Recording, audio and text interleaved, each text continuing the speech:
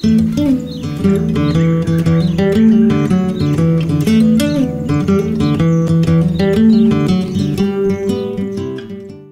the National Parks Association of New South Wales, we've been around for quite a long time. Of course, we're a not-for-profit, non-government organisation, and essentially we are a bit of a yin-yang organisation. On one hand, we operate one of the largest activity programs in the Southern Hemisphere, so we have over 1,000 activities involving bushwalking, bush regeneration, marine surveys, all sorts of things that we coordinate. And on the other hand, we're an environmental conservation advocacy organisation.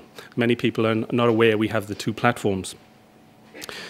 We have over 10,000 supporters across New South Wales, and as many of you know, we have branches that are in many rural areas in New South Wales and are quite vibrant and robust and participate in lots of local advocacy. Of course, when we started back in the 50s, we were pretty much about establishing the National Parks reserve system. There wasn't one back in the 50s, of course, and so our role really was to try and birth the service. That job done, you'd expect we would have, folded into history, but of course we've gone from strength to strength. We now have 860 national parks and reserves in New South Wales, which is about 9% of the state. Quite significant statistic. I'm sure many of you from the service are pretty proud of that. We're pretty proud of that. Of course, we're not claiming that we've been able to achieve that statistic ourselves. We've played a leading role because I'm sure, as many of you know, sometimes politicians need a little bit of encouragement, and that's where we come in.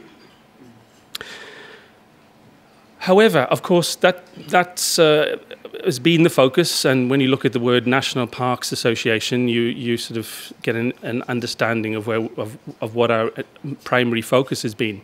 But in more recent times, we have diversified our conservation interests. We have been looking at conservation in private land and conservation off-park in a variety of forms, and we think this is obviously quite a significant part of the future, where you see some of these outstanding innovative solutions like large-scale private ownership of land for conservation under conservation covenants. Those are really working very effectively, and they complement the great work done by the National Parks and Wildlife Service. So those are outstanding, and we have engaged in those and advocate equally for a fair share of the of resources for those things. Of course, we still believe that Australia's biodiversity conservation strategy is secure with having a really robust reserve system. Adequate and efficient and well-managed national park system is really the fundamental way we're going to address biodiversity decline. However, we feel that examples like, with 90% of the state outside public reserve system, in order to maintain healthy ecosystems across the landscape, it's really logical that we start looking across borders of the protected area network, and that's what we've been doing.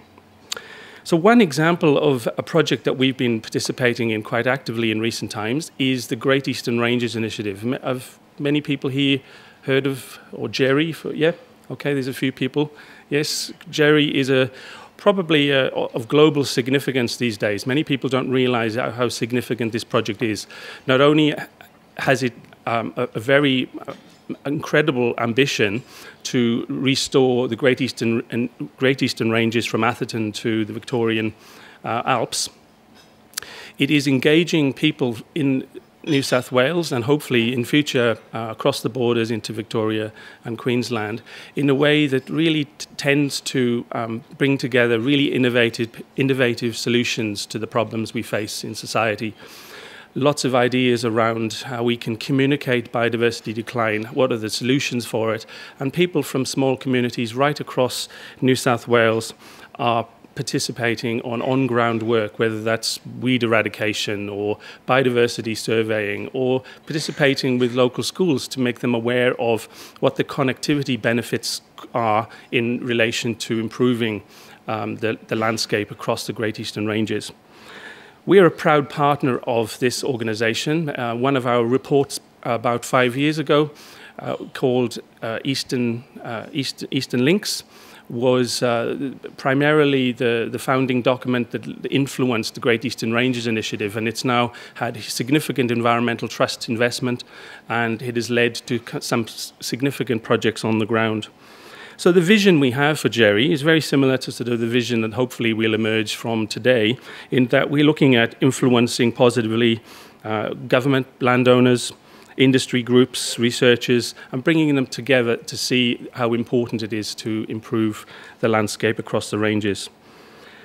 Many of these groups, of course, are already represented here today and are working effectively with the 5 lead partners in Jerry and with National Parks Association. So this is a pretty much a socially inclusive model of operation, and I think that community participation is something that we can really learn from and hopefully can adapt and have an influential role in looking at how we find a way forward with the travelling stock routes by bringing communities together with a common and shared goal of improving and protecting the TSRs. So, many of you have already said, so why are you interested in TSRs as an organisation? I think that's a really important question. And essentially, a lot of people have been surprised when I say, look, we've got interest in TSRs, which is now over 50 years. We have people in the room. We have people representing the Armadale branch, and Beth here, a conservation warrior from NPA, who's done some significant work on TSRs over many years. On-ground work, advocating and protecting the TSRs in the local area. And this is the real role that NPA can play, having a robust network of strong advocates locally, eyes and ears, and have been really effective in that. So in recent times, we've been actively engaging stakeholder groups who were interested in TSRs. Of course, we had the first stock route conference a few years ago now. I think there's a few in the room that participated in that first conference, and I hope that you will stay engaged this time and we can come out with some pretty good solutions. The network, of course, has a number of sustainable economic uses as well that I think is important. We'll hear more from Tristan in regard to those later. And it's also becoming a focus of valuable environmental and cultural tourism. Unfortunately, we don't have a great deal of representation from tourism here today, but I think that we will be able to engage those stakeholders after the conference.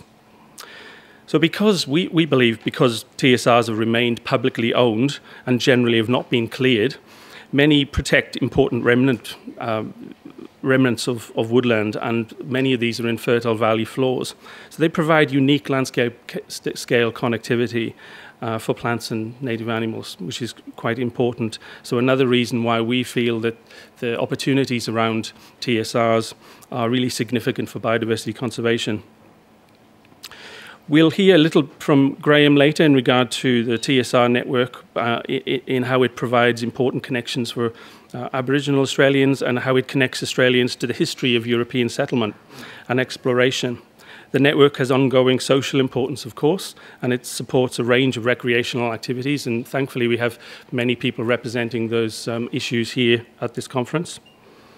But the environmental, cultural and social attributes of the TSR network are, we believe, of national significance, and hopefully there's no argument from the room here on that. Unfortunately, though, that status does not necessarily afford the protection from a range of well-known threats, including the sale of sections, leading to further breakup of the network or loss of access to current users, and probable loss of network values. Those are significant issues that hopefully we can touch on and develop further today. So because of the important values of the network, NPA argues for a consistent and less complex management arrangement. To this end, we would like to see the creation of strategic management principles to maintain the multi-use role of the TSR network and for adequate public funding, recognizing their wider public role. The community benefits for heritage and habitat and livelihood are obvious, and we want to promote and share sustainable multi-use of the TSR network. And that's an important point to know. I think many of you probably are suspicious maybe about the intent of an organisation that's been looking at primarily for national parks as a solution, but I can assure you that our intentions here are to maintain and we promote the multi-use, the sustainable use of the TSR network.